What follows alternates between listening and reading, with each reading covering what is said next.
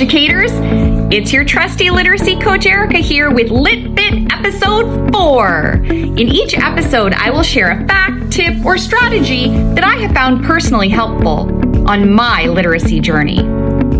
For episode 4, I decided to share a resource that I've recently read. I'm sure that many of you have heard about the podcast, Melissa and Lori Love Literacy. I have several of their episodes saved in my literacy podcast playlist on Spotify. For this resource, Melissa and Lori leveraged their podcast into a written resource called The Literacy 50.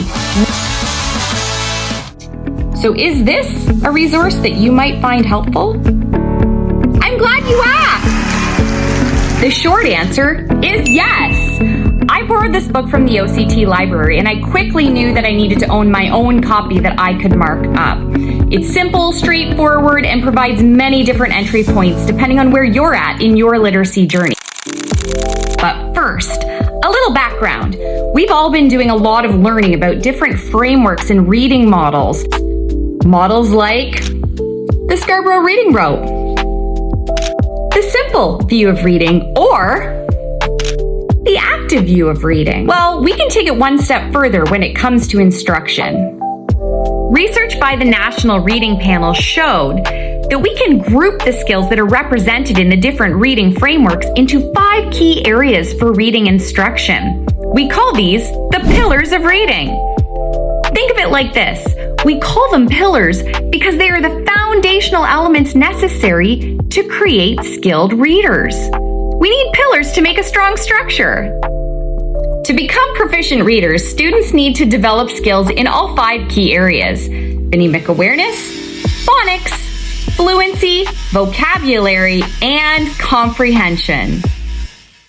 That's where the Literacy 50 comes in. The Literacy 50 is organized around these 5 pillars. Each section explains the pillar and then has 10 questions that were asked by real-life educators on the Melissa and Lori Love Literacy podcast.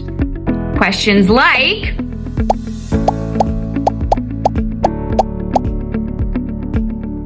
Melissa and Lori provide a quick, straightforward response.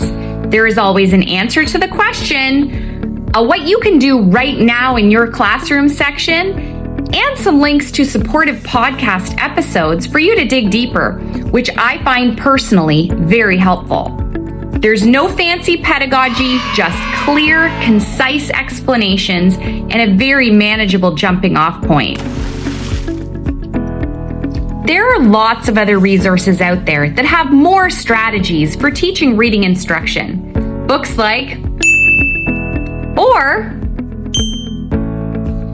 if you find yourself overwhelmed by the sheer number of resources out there, you are not alone. But the Literacy 50 is a quick and easy read and a great place to start. It's definitely a book that I would recommend and one that I would keep on my desk.